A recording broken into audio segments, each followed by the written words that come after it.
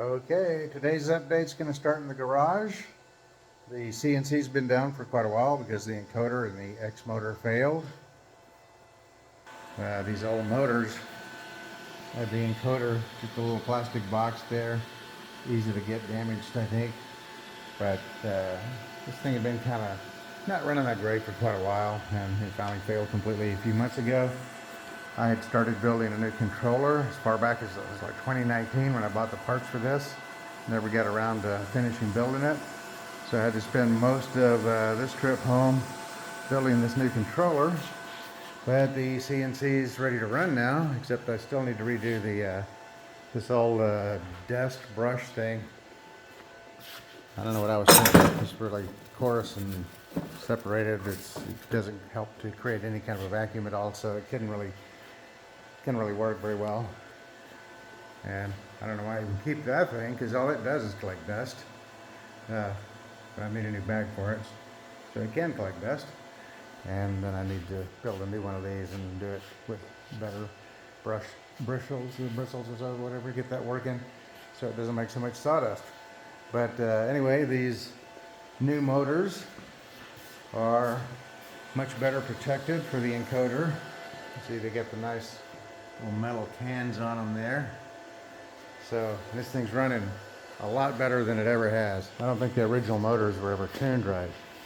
So went through the whole tuning procedure on these and got it running really smooth. I planed down the table yesterday, so it's ready to go. I can start working on building the rear speakers next time I'm in town.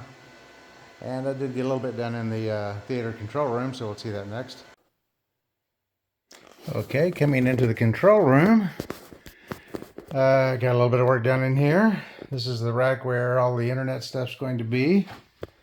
Got the panel's just sitting in there right now, nothing's hooked up, but got all the RJ45s, and then you get the cable that will come in to connect to the modem, which is currently still sitting down there.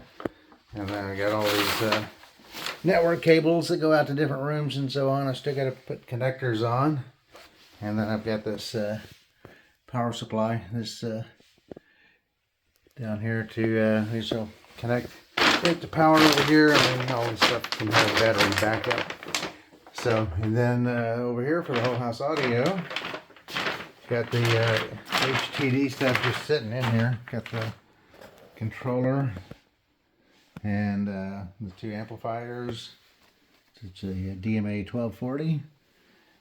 So same kind of a deal. These panels right now are just sitting in there. You got this one's got all the RJ45s for the little wall control panels, the little 1/4-inch jacks.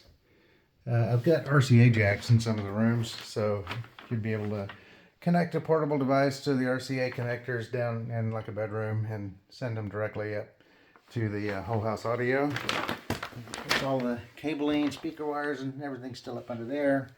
I don't know if you can see that in there, but that one panel's got speak-on connectors on it. So all the, oops, turn the light off. So all the speaker cables will be tied into that, and then this down here, I'll just make some removable panels or something that can, you know, just be to cover that up and be able to remove it if I need to mess with any wires. Same thing with this one over here. I was going to put this UPS power supply on a shelf under there, but I thought there's really no need. There's plenty of room on this thing, so I just put it on the bottom shelf there. So, but anyway, that's pretty much what I got done. It was actually a fair amount of work to get the holes there and mount the little boxes. I built some MDF boxes to put these panels on. So that was a fair amount of effort to get that done, but now that that's out of the way, next trip home, see, these already have the RJ45, so that'll be pretty easy. Speaker wires, though, the other end, in most cases, is still hidden in the ceiling. So to identify the speaker wires and get them hooked up, I'll have to locate all of those. These over here, RJ45, still need to be done. It's shielded cable. They're a little bit of a pain to do. I did a cable yesterday, some tests to see if I could do it, and didn't seem that hard. Seemed like it was fine, but my little tester said it was bad, shorted, so I'll try another practice one before I start putting all those on. Also, I've got all these. These are a bunch of XLR cables where I put the female end on. The plan will be to put them, well, take this around.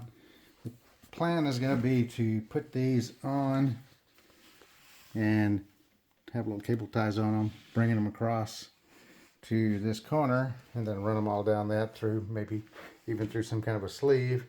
And then the reason I haven't put the other end on is I'm going to cut them to custom links to plug in down here, so that you know, make it where it's not such a rat's nest. I mean, right now I'm temporarily using like 30-foot cables, where these will all be custom linked. So, but that's a task for the next trip home.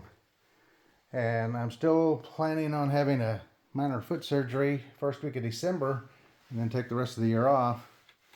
So that's when a lot of this stuff's going to get finished.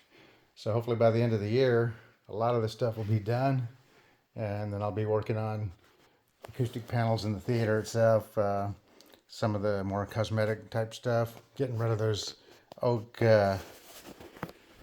things that I put underneath the side speakers. Yeah, I've been convinced that this was a bad idea. It looks stupid, so those are going to go and get replaced with something that will be fabric covered, probably run floor to ceiling, probably extend out far enough so that it'll be a grill cloth in front of these speakers, so you won't see those anymore. A lot of that'll hopefully get done in December also. But anyway, yeah, that's it for this update.